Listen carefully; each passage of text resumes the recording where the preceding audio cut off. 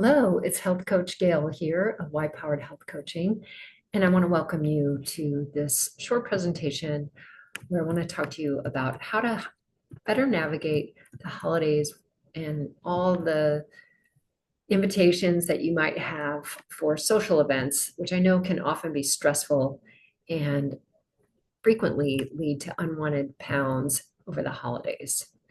So let's jump in.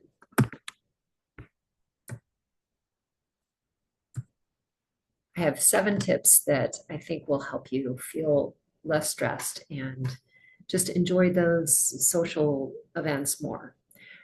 The first tip is to plan ahead and set some intentions for navigating those events.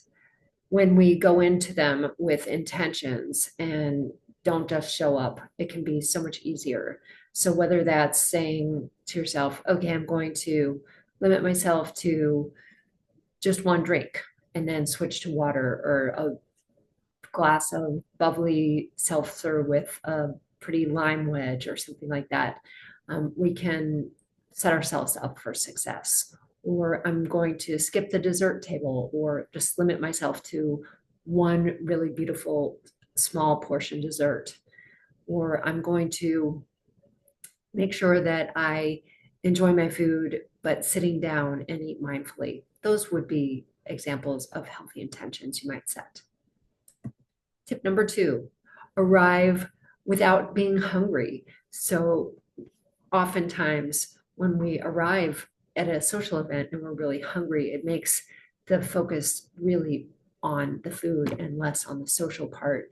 And if we don't know what kind of food is going to be there, it can be difficult to navigate our hunger cues. So if we go into an event and we've already taken the edge off our hunger, it can make a really big difference. So if we've eaten a healthy salad or a piece of fruit or something in advance and we arrive a little bit less hungry, it can make navigating things that much easier. Pacing ourselves, whether it's with alcohol or food in general, can make a big difference too, and not just loading up our plates. And that can be a game changer. Tip number 4 is thinking beyond your taste buds. So when we do that, I call it adulting our taste buds. That can really make a difference as well. And thinking about how we're going to feel afterwards, if we're going to be experiencing big blood sugar spikes because we've loaded up on desserts or overfilled our bellies, and not letting our taste buds make all of our decisions for us, and really thinking about how the food is going to affect our moods or feel in our bodies. I know for me, for example, I like the taste of fried foods, but it always feels like a bomb has gone off in my stomach. So I just simply choose not to eat it. Make it count is tip number 5.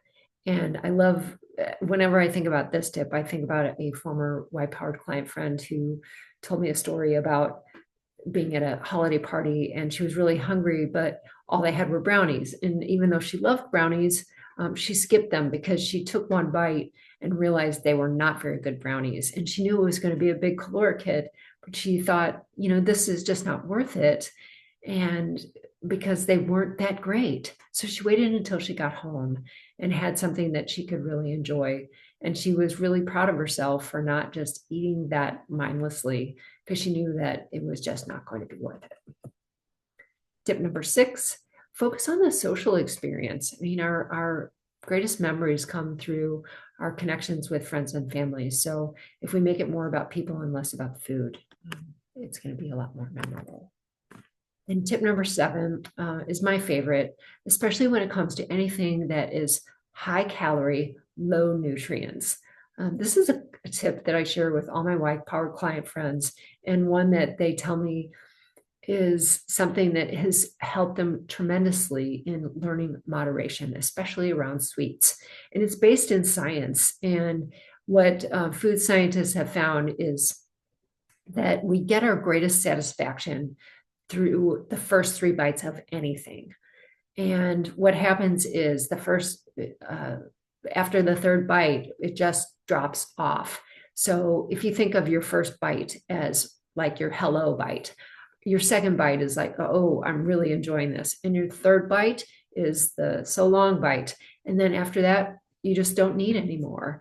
And it can take some practice to learn it, but it's a really powerful way to say, oh, I don't need to be deprived and say, oh, I can't have that, but just to learn to moderate and enjoy, especially sweets in moderation. And it can take practice, as I said, but it's a really powerful tool that you can take anywhere to any social event or have anywhere you want to enjoy those sweet treats. So give it a try. So I hope those 7 tips help. But one thing I would like to frame for you is that when we talk about comfort foods, whether it's the holidays or any time of year, that the foods that we turn to for comfort are very often the same ones that end up leading to negative mood states. It's kind of interesting that we call them comfort foods because they so often, light up our taste buds and our brains, but lead to discomfort later on in our bodies. And uh, what I call a food truth bomb is that unhealthy fats, added sugar, and white flour are mood disruptors, and we crave them because what they end up doing is they trigger an opioid-like reaction in our brains, and which are addictive, quite similarly to opioids. Maybe not as powerful, but that's why it's so hard to stop eating those kinds of foods. So think about how you're fueling your body and reach out to me if you would like to have a conversation about how to eat cleaner and up level the way you're fueling, because the way we're fueling and how we're feeling are so closely connected. We don't always recognize that. Sometimes that dotted line between those two is not very clear, but it's definitely there. And if there's one axiom I can share with you is you are what you eat, and try not to be fast, easy, or fake.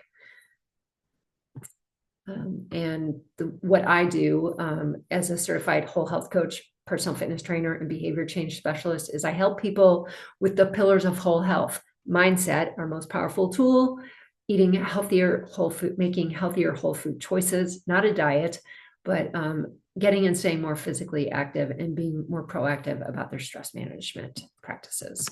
So I believe with positive accountability, which is what I provide, is that together we can be healthier and happier and live a better quality of life. Take good care of you. I'm here if you would like to connect. I'm Health Coach Gayle of Y Powered Whole Health Coaching.